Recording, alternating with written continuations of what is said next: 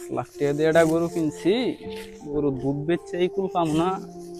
এত ফেরা আছে দোয়ান বাড়ে বই না থাইকা গরুর যত্ন করবো, গরু দুধ বেচছে মনে করো যে আমার সংসার চলে যাবে। এত পড়া টাইম আছে, পড়া টাইম ওটা বাইশটা, ও বাইশটা খারাও। ও চাচা ডাকলা? বাইশটা ডাকলাম। তো তুমি না পুলিশে চাকরি করতা, ওই যে কালকা ময়মনসিং এর আসামিটারে ধরলা, টেলিভিশনে দেখলাম তোমারেও।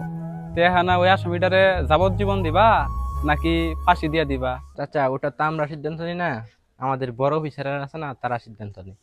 বাইশটা ঠিক কথাই কইছ। এটা তো তুঙ্গেরও করার কিছু নাই। ওই যে তুঙ্গের যে উপরের লেভেলের যে স্যারেরা আছে না, ওই স্যারেরা কি করবো জানো? ওই স্যারেরা মনে করো যে 4-5 লাখ টাকা ঘুষ খাইয়া লাবো। আর তুঙ্গের এই আইন ব্যবস্থা যেমনি হয়েছে বাংলাদেশে, এবার আইন ব্যবস্থা থাকলে মনে করো যে বাংলাদেশের গতিনীতি আর চলতো না। আর কিছুদিন যাওয়ার পরে তুমি পুলিশে চাকরি করো না, তোমারও মনে করো যে রাস্তায় রাস্তায় ঘুরুন লাগবে।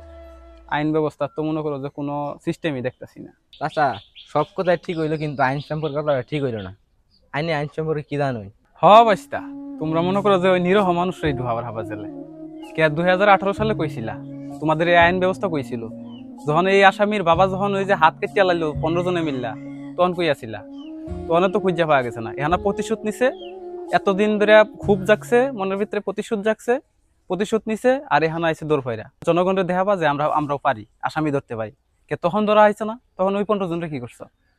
এই আসামি যে বাড়িঘর পড়লো, সেই বাড়িঘরে কি করলা তোমরা?